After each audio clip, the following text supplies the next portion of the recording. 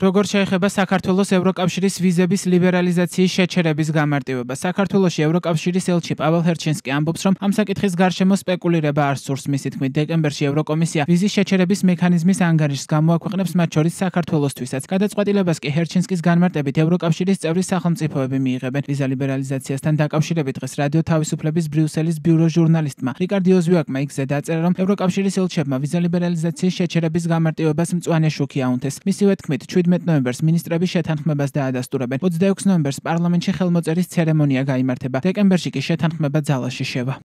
This is a question that I have been receiving quite often. ამ კითხვას საკმაოდ ხშირად მისვამენ და ვცდილობ არ ვუპასუხო, რადგან უბრალოდ სპეკულირება არ მინდა. რაც შემიძლია გითხრათ არის ის, რომ ახალი მექანიზმი მოქმედებს არა მხოლოდ საქართველოსთვის, არამედ ყველა იმ ქვეყნისთვის, რომლებიც ევროკავშირში ვიზო მიმოსვლით სარგებლობენ. რაც შემიძლია გითხრათ არის ის, რომ შემდეგ თვეში დეკემბერში ევროკომისია გამოაქვეყნებს ვიზის შეჩერების მექანიზმის ანგარიშს, მათ შორის საქართველოსთვისაც. ამ ანგარიშს გაუზიარებენ წევრ სახელმწიფოებს და წევრი სახელმწიფოები განიხილავენ და მიიღებენ გადაწყვეტილებას. ასახის გადაწყვეტილებას მიიღებენ წევრი სახელმწიფოები, ეს ნამდვილად ისეთი რამა, რაზეც სპეკულირება არ მინდა. ვიზა ლიბერალიზაციის შესანარჩუნებლად ევროკომისიამ ზაფხულში ქართული ოცნების მთავრობას 8 პუნქტიანი რეკომენდაციის შესასრულებლად ვადა აგვისტოს ბოლომდე მისცა, რომელიც მათ შორის ადამიანის ფუნდამენტური უფლებების დაცვასა და კორუფციასთან ბრძოლას მოიცავდა. როგორც ჰერჩინსკი ამბობს, ქართული მხარის პასუხი დამაკმაყოფილებელი არ არის.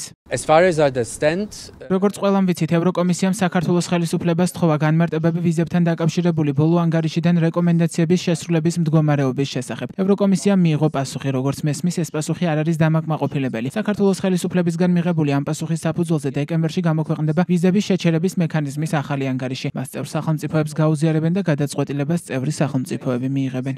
ევროკავშირთან ვიზა ლიბერალიზაციის შესაძლო შეჩერებასთან დაკავშირებით ქართულ ოცნებაში ფიქრობენ, რომ ბრიუსელი უვიზო მიმოსვლის რეჟიმს როგორც სადამსჯელო ინსტრუმენტს ისე იყენებს. ქართული ოცნების საგარეო საქმეთა მინისტრის მაკა ბოჭორიშვილის თქმით, ბრიუსელისთვის სავიზო რეჟიმის ინსტრუმენტად გამოყენება გარკვეულ ჩვეულებად იქცა. ვაკვირდებით თუ როგორ ხდება ევროინტეგრაციასთან დაკავშირებული საკითხების გამოყენება ინსტრუმენტად საქართველოსთან მიმართებაში.